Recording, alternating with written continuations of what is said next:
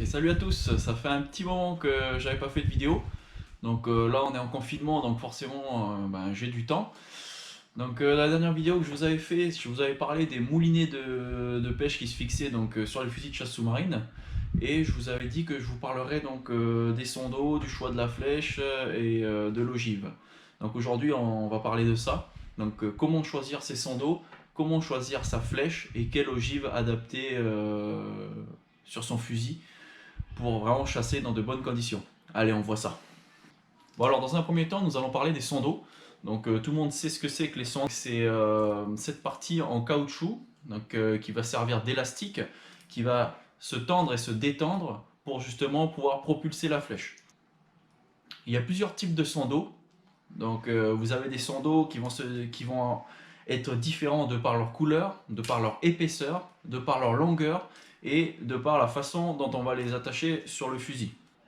Alors dans un premier temps, vous avez les sondes d'eau qui sont standards, comme ceux-là. Donc ce sont des sondes d'eau de couleur noire. Donc c'est les sondes d'eau qu'on va trouver le plus couramment dans le commerce et sur les fusils à l'origine.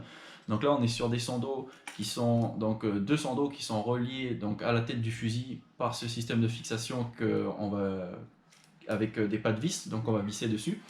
Et vous avez d'autres types de sondes d'eau. Donc là comme vous voyez à l'écran, donc c'est des sondes d'eau en fait circulaires qui vont passer à l'intérieur de la tête du fusil. Et en fait, au lieu d'avoir deux sondes d'eau, on n'en a que un qui vient se mettre ici et qui fait donc toute la longueur, mais en un seul sonde d'eau. Donc on appelle ça les sondes d'eau monobrins.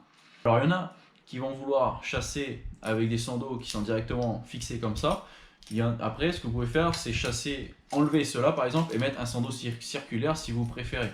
Après c'est vraiment juste une question de préférence et de goût.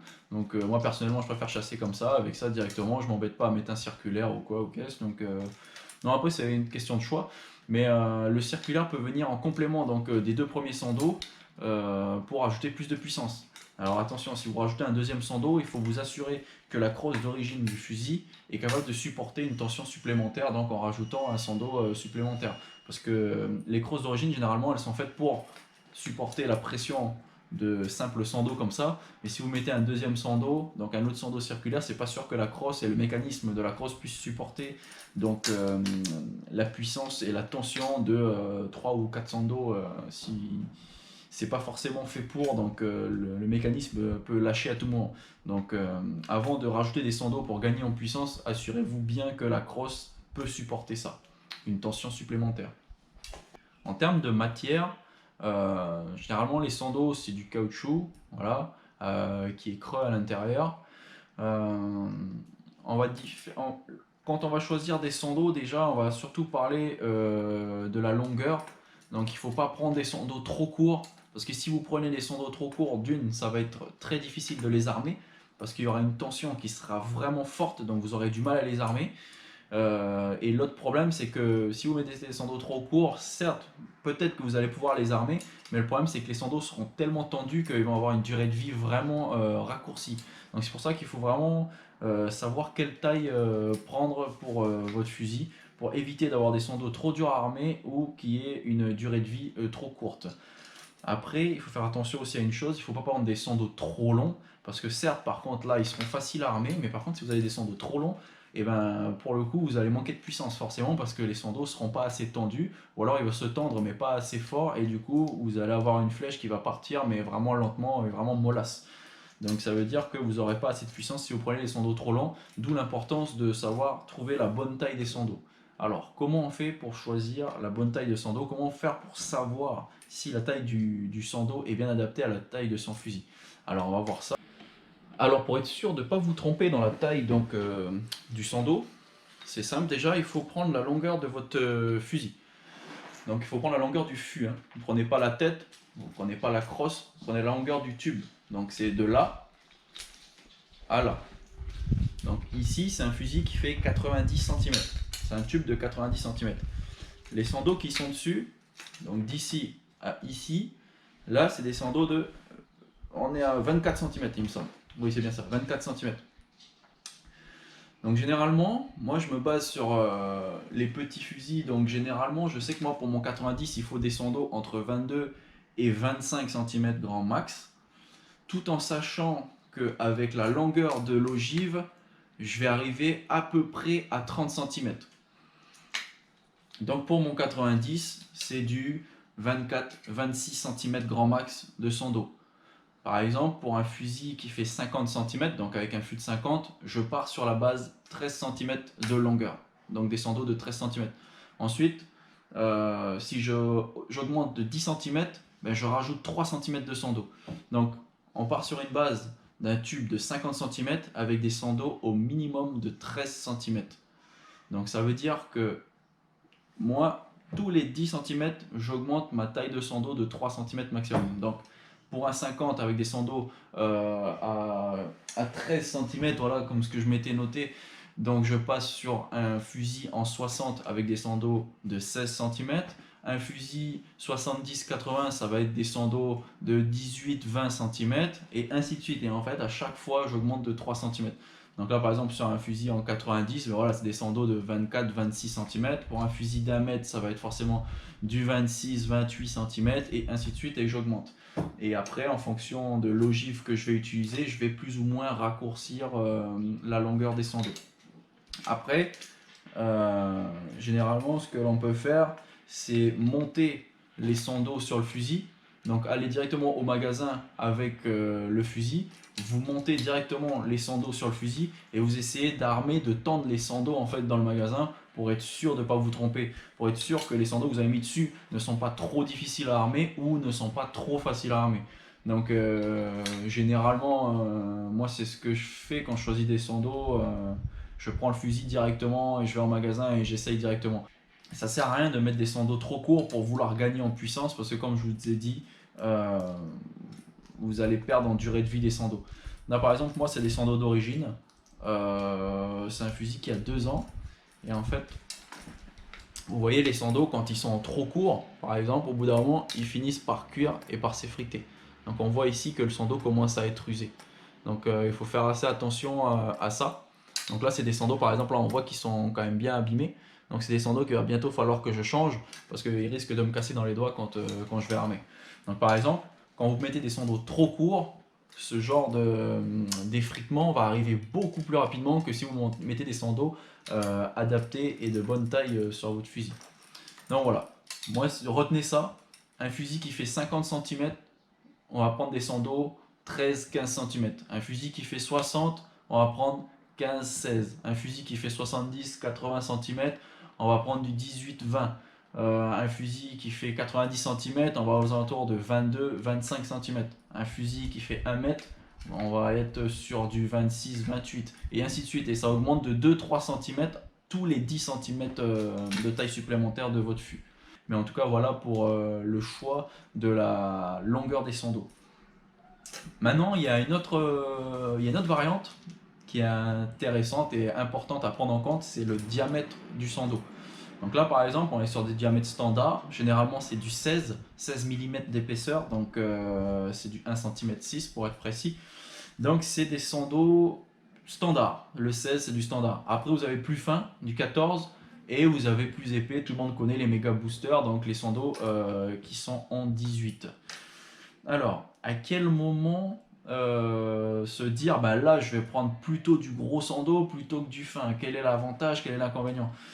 Généralement, pour tout ce qui est chasse, lagonaire, petits poissons et tout, rester sur du 16 d'origine, c'est très bien parce que le 16 c'est passe-partout, c'est facile à armer, il n'y a pas de souci avec ça. Vous allez passer sur du méga booster dès lors où vous allez mettre une flèche plus lourde sur votre fusil ou que vous recherchez à avoir plus de force de pénétration dans le poisson. Donc c'est-à-dire que par exemple si vous êtes une personne qui chasse beaucoup les perroquets, les poissons qui ont des écailles assez épaisses ou une peau vraiment dure et que vous n'avez pas forcément besoin de tirer de loin, c'est bien de mettre des méga boosters parce que du coup vous allez avoir vraiment plus de puissance de pénétration. Par contre vous perdez un peu sur la précision parce que les méga boosters sont tellement puissants que du coup ça a tendance à faire virevolter un peu votre flèche sous l'eau et du coup vous perdez un petit peu en précision. Par contre en force de pénétration, là vous gagnez vraiment avec les méga boosters. Par contre, attention, les méga boosters, c'est beaucoup plus difficile à armer que du sando de 16 parce qu'ils sont beaucoup plus épais. Donc il faudra prendre des méga boosters. Par exemple là moi j'ai des sandos de 16 en 24.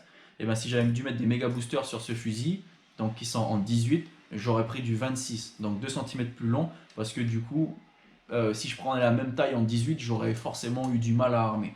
Donc peut-être prendre un peu plus long pour que ce soit un peu plus facile à armer, mais j'aurais toujours une pêche supplémentaire dans le sens où 18 mm d'épaisseur, c'est beaucoup plus puissant que 16.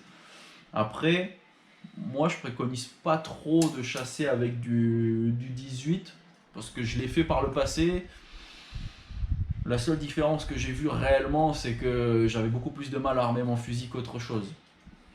Après le 18, voilà, comme j'ai dit, c'est vraiment bien pour la pénétration, pour transpercer des poissons épais, mais qui restent proches en termes de tir. Mais sinon, moi je préfère rester sur du 16 avec une flèche plutôt légère qui va aller loin et qui va être précise.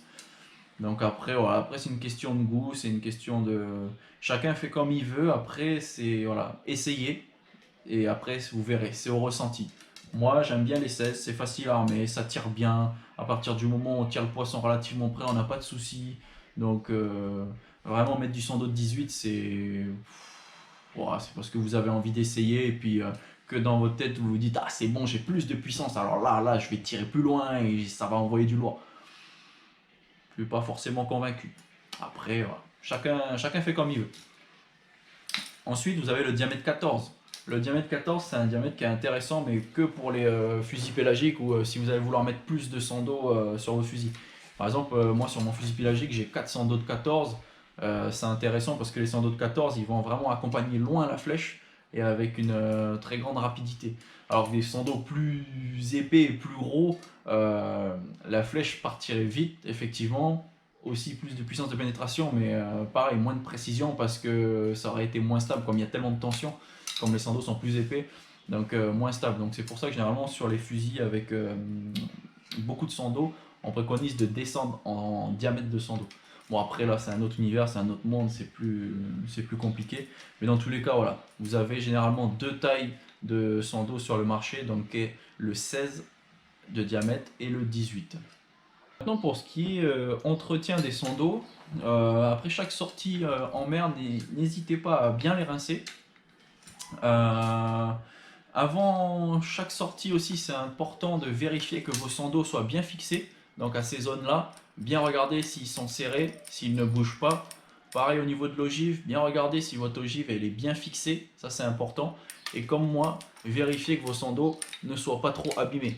Donc là par exemple, moi les miens ils commencent à être un peu abîmés, donc il faut que je fasse attention et que, à mon avis, dans pas longtemps, je vais devoir les changer.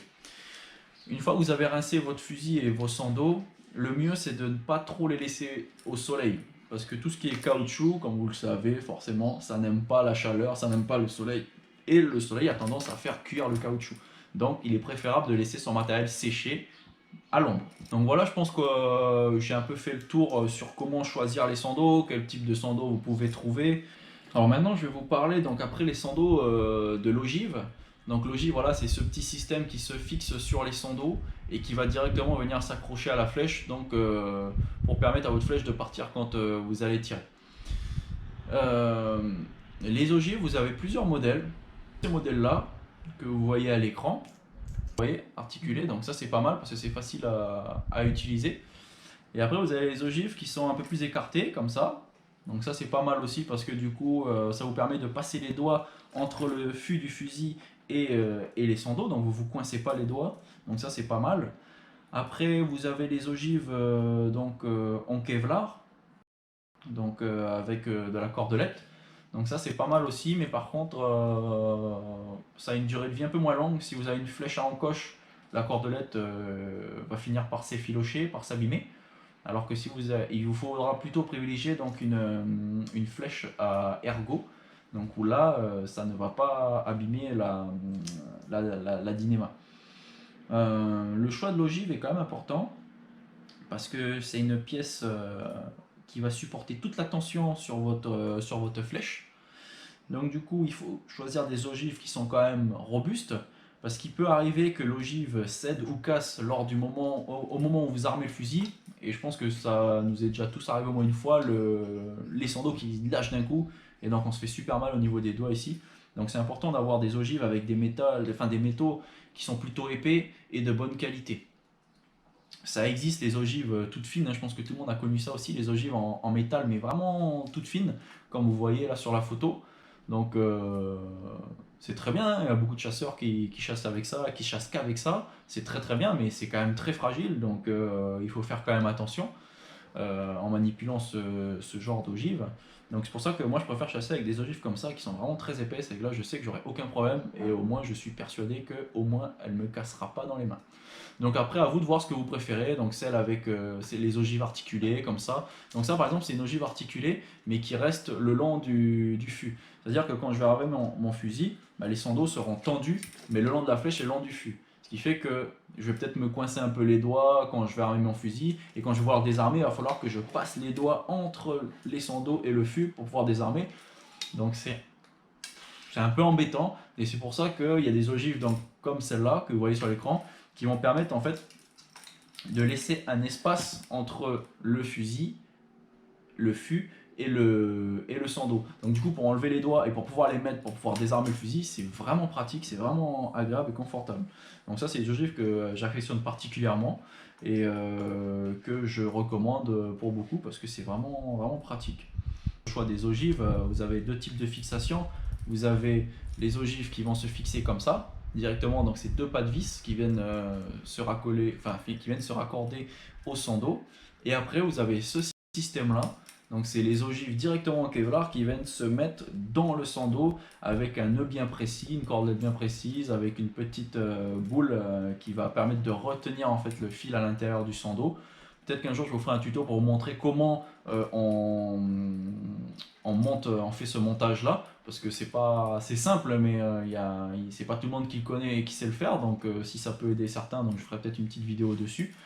Donc voilà, différents types d'ogives, donc voilà pour le choix de l'ogive. Ensuite pour le choix de la flèche, généralement quand vous allez choisir une flèche, il faut déjà vous poser la question de savoir si votre flèche va passer à cet endroit là. Parce que vous avez deux grands types de flèches. Vous avez les flèches à cran, comme ça, avec des encoches, et vous avez les flèches à ergot, où là c'est pas une encoche, voilà, c'est un cran d'arrêt comme ça, comme vous voyez sur la photo. Donc par contre, ce qui est intéressant avec les flèches à ergot, par rapport à ces flèches là, c'est que la flèche elle reste pleine sur toute la longueur. Une flèche à ergot, là vous voyez, ça constitue une flèche à cran, ça constitue une faiblesse entre guillemets, parce que là la flèche elle est réduite de moitié. Alors que sur une flèche à ergot, ben, elle reste pleine à ce niveau là. Donc c'est le petit avantage de la flèche à ergot.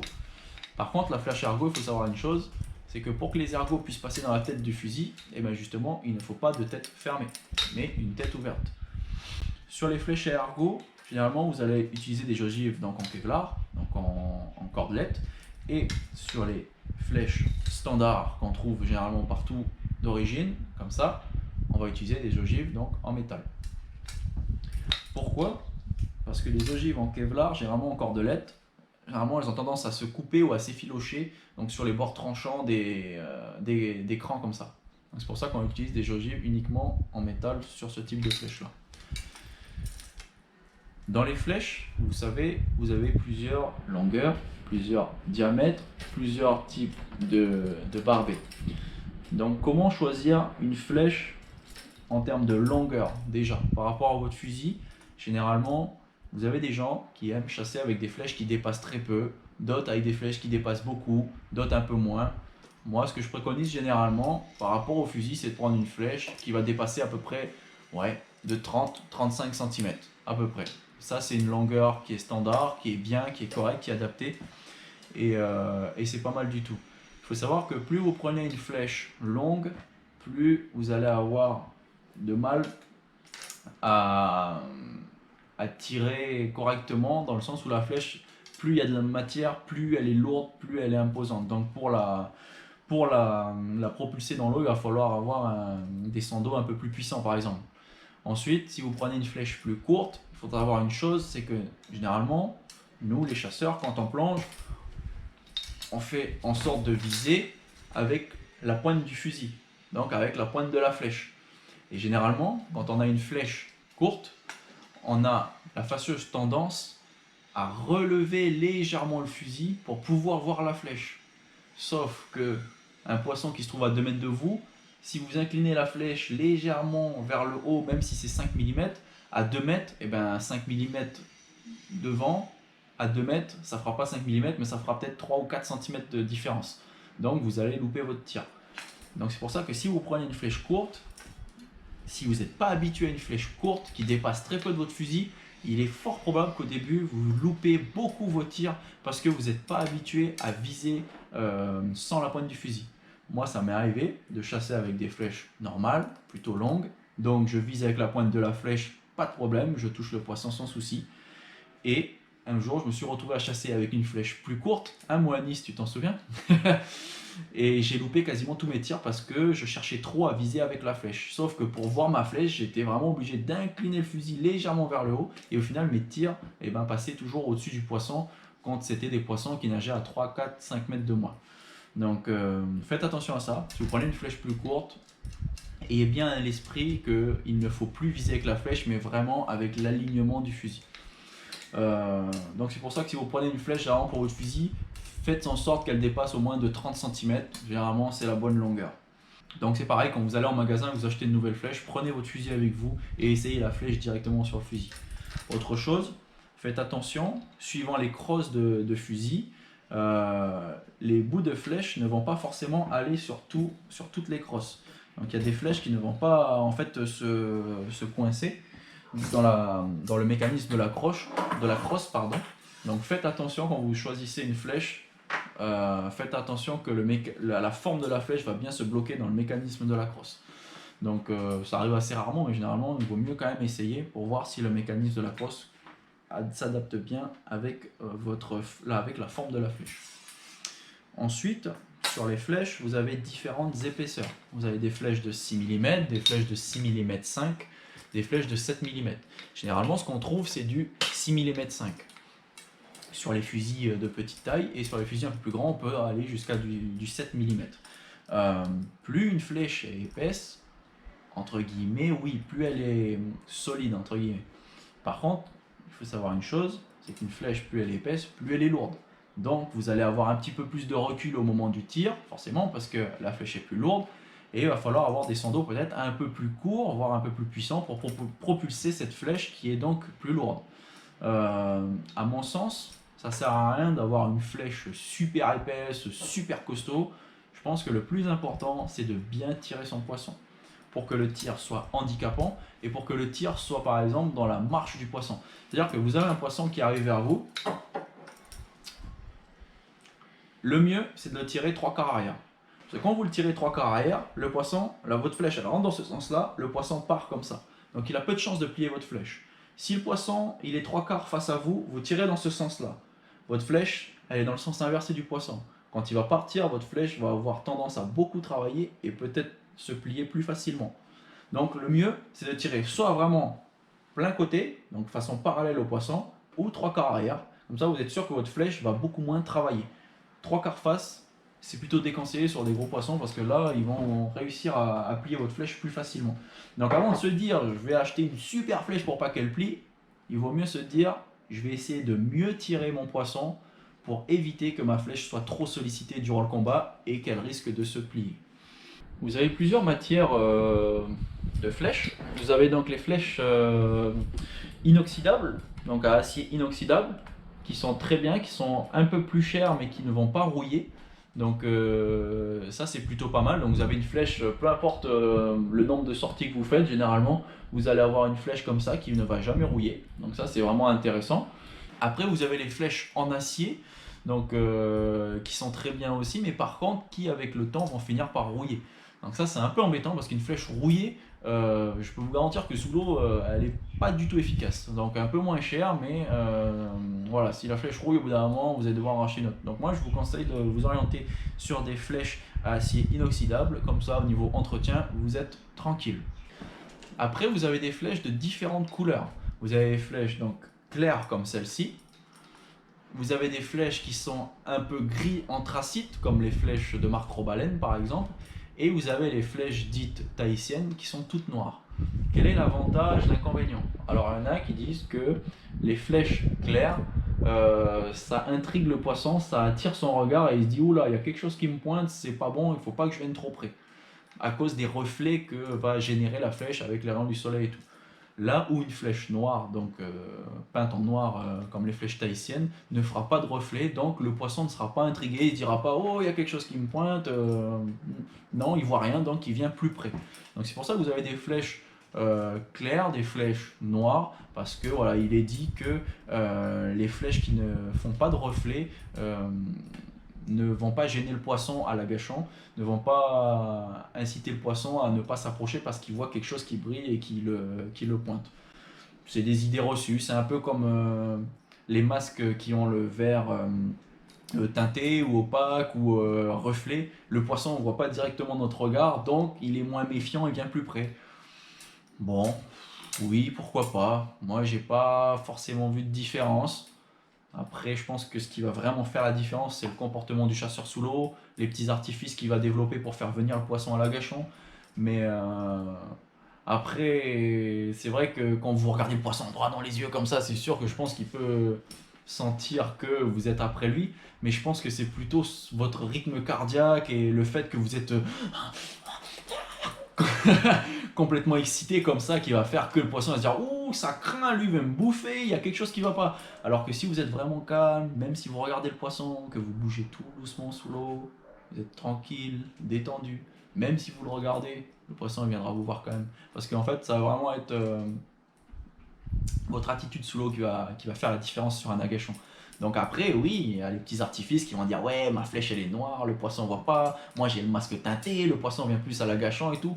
Pourquoi pas, si ça peut rassurer les gens et si vous aimez chasser avec ce genre de matériel, il y a pas de souci, faites-le. Le but du jeu c'est de prendre du plaisir et si on est convaincu que ce qu'on utilise comme matériel est plus performant que tel ou tel autre matériel, et bien tant mieux. Le but c'est de se faire plaisir et de s'amuser. Après, il y a s'amuser, se faire plaisir, mais il faut pas dénigrer le matériel de l'autre. Dire ouais, toi t'as un masque normal, c'est pour ça que les poissons ne viennent pas. De toute façon, tant que t'auras pas un masque à faire machin, t'y arriveras jamais, t'es nul, t'es mauvais, il faut vraiment que tu changes ça. Non, il faut rester humble, respecter chaque personne et faire en sorte que chacun passe un bon moment en mer. Et ça sert à rien de se la péter, de faire le malin. Ouais, alors moi j'ai ça, alors c'est pour ça que ça marche et tout. Toi t'as pas ça, alors c'est pour ça que ça marche pas. Non, c'est peut-être juste que vous avez une meilleure expérience que cette personne-là et cette personne-là, même si elle n'a pas le matériel adapté, et ben c'est pas que à cause du fait que le matériel n'est pas adapté, mais peut-être que cette personne est moins à l'aise sous l'eau, elle a une attitude moins dynamique, est beaucoup plus stressée ou excitée sous l'eau, alors que là vous êtes beaucoup plus calme et tout. Donc c'est plein de petites choses qui vont faire que vous allez réussir votre pêche. Pas que le matériel, pas que votre expérience, c'est un ensemble en fait. Donc ça sert à rien de dénigrer le matériel de l'autre ou la façon dont l'autre chasse si ça apporte rien de constructif. Donc par exemple si quelqu'un, vous utilisez par exemple ce type de masque, et ben allez dans son sens, dites-lui ben écoute essaye mon masque, je te le prête, il n'y a pas de souci, tu devrais essayer, c'est vraiment intéressant parce que si, parce que ça, et non pas dire ouais ton masque il est nul, de toute façon tu n'arriveras jamais à rien avec ça. Non, c'est pas comme ça qu'il faut réagir. Donc voilà, par exemple, pour revenir à ce que je disais sur les flèches, parce que là je m'écarte un peu, sur les flèches vous avez différents types de barbets. Vous avez des flèches à simple barbet, vous avez des flèches à double barbet, et vous avez des flèches à simple barbet, mais au lieu que le barbet soit au-dessus, il est en dessous. Donc, l'avantage d'avoir le barbet en dessous, c'est que par exemple, quand vous descendez à l'agachant et que votre fusil a la pointe vers le bas, vous n'avez pas ça, le barbet qui se met comme ça. C'est que des fois, c'est super chiant de descendre et d'avoir le barbet qui se met comme ça. Donc, quand le barbet il est à l'envers, vous n'avez pas ce problème, mais le barbet ne vous gêne pas puisqu'il est en dessous, donc vous ne le voyez pas. Donc ça c'est pas mal. Autre chose, l'avantage d'avoir le barbet en dessous, c'est que quand votre flèche elle part et qu'elle pénètre le poisson, comme le barbet il est en dessous, et ben le barbet il s'ouvre automatiquement. Donc quand le poisson va commencer à se débattre, et ben votre barbet est déjà ouvert logiquement, donc ça coince directement le poisson. Si vous avez le barbet au-dessus comme ça, ce qui est pas trop mal, c'est de replier légèrement la pointe du barbet.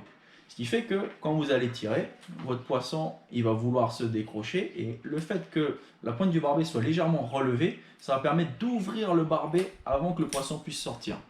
Alors par contre attention, il faut pas trop relever la pointe du barbet. Parce que si vous le faites trop, ça va gêner l'hydrodynamisme de la flèche. Ce qui fait que vous allez tirer et votre flèche va être un peu déviée parce qu'il y aura une gêne ici. Parce que vous aurez trop relevé le barbet par exemple, et dans l'eau, la flèche ne va pas aller au même endroit que d'origine. Donc faites attention quand même à pas trop le relever. Et après, vous avez les flèches double barbées, donc qui sont pas mal du tout, parce que là, du coup, vous avez 2 fois moins de chances de décrocher un poisson. Donc pas mal du tout aussi les flèches double barbées, donc attention, un peu plus cher aussi. Et sinon, vous avez les flèches double barbées, mais double barbées qui sont décalées. C'est-à-dire que vous avez un barbet ici et vous en avez un autre plus bas ici. Donc ça, c'est pas mal aussi. Par contre, pour enlever la flèche du poisson, des fois, c'est un peu chiant parce que justement, vous avez 2 barbets décalés. Donc, si vous devez choisir une flèche en fonction du barbet, moi, ce que je préconise le plus souvent, le plus simple, le mieux, c'est simple barbet, mais barbet en dessous. Voilà. Après, encore une fois, hein, c'est au goût de chacun. Hein, essayez, faites-vous votre expérience, essayez, et puis vous serez à même de dire, ben voilà, moi je préfère simple barbet, moi je préfère double barbet, moi je préfère ci, moi je préfère ça. Voilà. Mais encore une fois, voilà, j'en connais beaucoup qui dénigrent les gens à dire ouais, toi t'as 2 barbets, tu triches, tu machin. Je dis mais laisse-le chasser que c'est double barbet, toi aussi t'as qu'à mettre double barbet. C'est pas tricher, c'est mettre un maximum de chances de son côté. Donc voilà, je pense que j'ai tout dit sur la flèche. Une chose importante à faire aussi sur la flèche, c'est vérifier la pointe, qu'elle soit toujours pointée. Donc voilà, une pointe de fusil, toujours important. Et aussi un petit conseil les amis, quand vous allez en mer et que vous manipulez votre fusil, toujours une chose, c'est de mettre un petit caoutchouc sur le dessus. Un petit caoutchouc, un petit morceau, un vieux morceau de sando que vous coupez et que vous mettez sur le dessus de votre fusil. Comme ça, du coup, ça va éviter que les gens se blessent et s'enfoncent la flèche dans le pied, dans le genou, dans la main, dans la tête, peu importe. C'est un élément de sécurité, un petit morceau de caoutchouc que vous mettez sur le bout de la flèche pour vous protéger et protéger vos amis.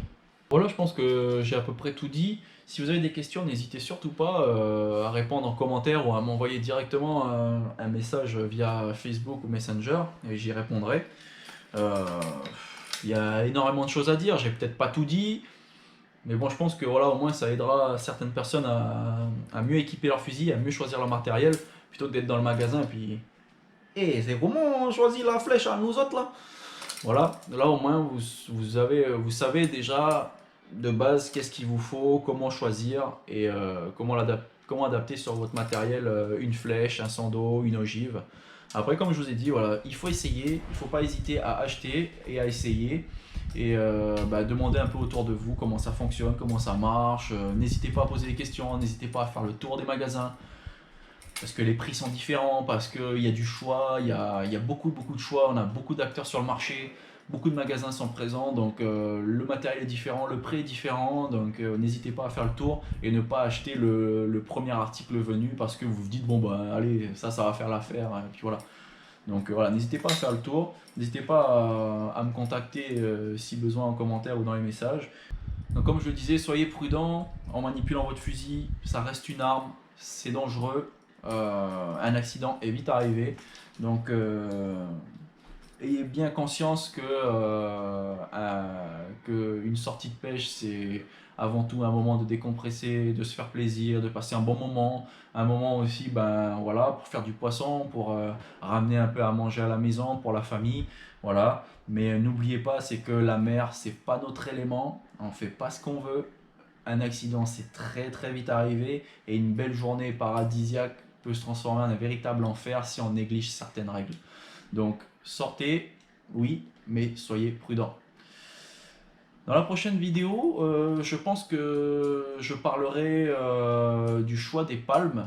Parce que c'est vrai que les palmes, il en existe beaucoup de modèles différents. Donc je pense que je vais vous faire une petite vidéo sur ça. Et puis voilà. Moi je vous dis à la prochaine, à bientôt, bon courage. Bon courage pour le confinement. Et puis je vous dis à bientôt.